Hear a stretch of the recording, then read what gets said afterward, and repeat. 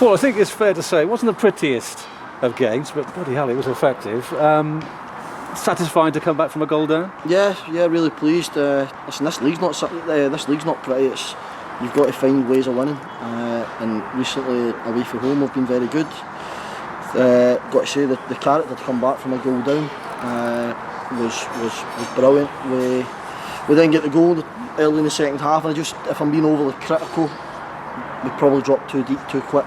I think there was a period, maybe about 15 minutes, just in between just before the goal and just after the goal, we could have went and got more and sort of finished the game. But listen, Curzon are a good team; they'll be up there again. So to come here and get a victory is really, really pleasing. But we'll stay humble and we'll move on. Obviously, that early goal would have been a blow, but how crucial was it to get that equaliser just before half-time through Tate Campbell? Yeah, it was, and that was a criticism at half-time to shoot more because the game was opening up for us.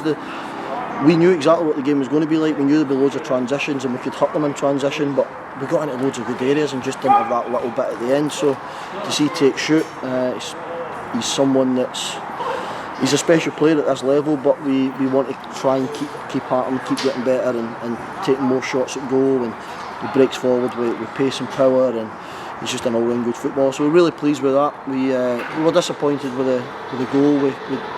We didn't quite get started, but we're pleased with it all. Second half, perfect start as well. 2 minutes in, you take the lead. What was said at half-time by you? Belief. We told the players at half-time, just believe in yourself. We got the goal, but never hurt us too much, but we didn't hurt them at all, really. So just show more belief in the final third. We just told the lads to be patient out of possession because it will break for us. We knew that both full-backs would try and get really high and there was space down the sides and we could counter them, and I think we done it. We done it. We could have easily scored more goals without having any clear-cut chances, and that's me. I don't want to be disrespectful to Curzon because we didn't have clear-cut chances. We had good moments, good opportunities that we didn't make enough of. But then to go and get the goal, and then I've got to say that I hate talking about it, but I think we had the Stonewall penalty. I'll have to have a look again. So you get that, you go and get the third goal, and then Curzon have to come out even more, and you can start picking them off. But really pleased, really tough place to come. Curzon are a good team. They've been up there the last few years, and I'm pretty sure they'll be up there again. I think you alluded to it earlier, to do a lot of defending early on in the second half. I suppose that was a little bit frustration. Is that just a psychological point? You want to protect what you got? It is, and it's easy for me to stand outside. I said to the players, I only retired 2-3 years ago, so I understand when you're on the pitch, you've got something to defend, and you don't want to overcommit, and so I get it. But moving forward, for us to get better as a team, then we've got to be a bit more braver, get higher up the pitch, and impose ourselves onto the game. But nonetheless, when you do that, if you're going to do it, you make sure you defend properly, and we did. We defended the box really well. Chappie came and caught a few for us, and got to say as a back four, and as a team we defended brilliant.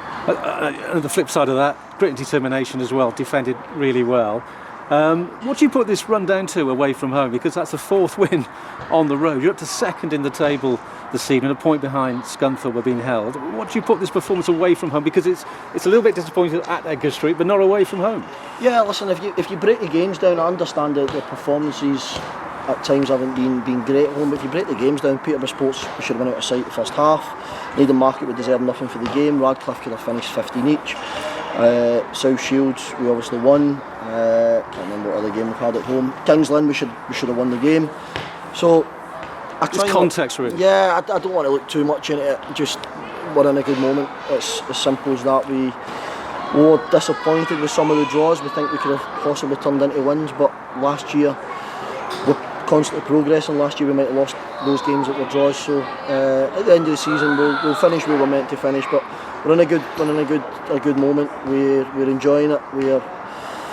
The lads just reset the mentality this year, and I'm trying to drive it in within the club. The mentality now is, it sounds negative when I walk into the dressing room and say, right, the game finished a minute and a half ago, let's forget about it, we're moving on to Warrington now, enjoy the journey home. But the mentality is now, get on to the next one. There's plenty of time at the end of the season. When we hope we're successful, we can come together and enjoy ourselves. It's a long difficult journey up here, long difficult journey back, and a quick turnaround for Warrington. What's the key messages to go into the players now? Yeah, the boys, we just need to rest up. We trust them. They're a good bunch. They've obviously got technology these days. You've got the WhatsApp groups and stuff like that. We'll feed information in. They've got their own one that that Huddy and the experienced players will keep feeding bits of information in just to be ready, because again it's going to be a really tough game. People think you come to Curzon, you go and win, and you're expected to go and win at Warrington, but we have no defined right to turn up at any club in this division and go and win. We've got to go and earn that. I think Warrington lost today, so they were looking for a reaction. So we're well aware of how tough every game's going to be, but if you want to be at the top end of the division, you've got to win more games than you lose. And Paul, just finally, can I have a quick word on the Bulls fans? Because about 200-300 were here this afternoon. As I said, it's a tricky trip to get up here.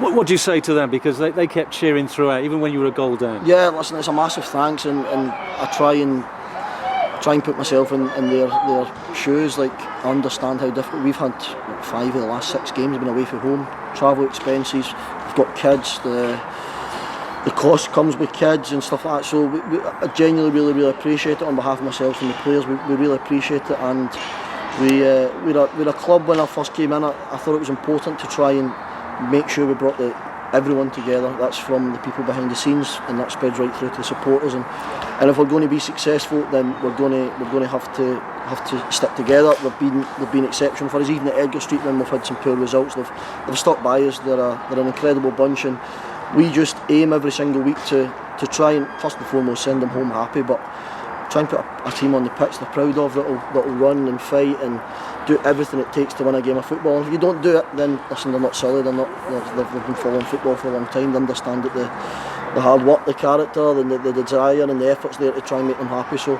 again, a huge thanks and a huge show of gratitude to them for continuously turning up their numbers. I'm sure they'll be proud of your players and your coaching staff tonight. Congratulations. Good luck on Tuesday. Thank you. Cheers.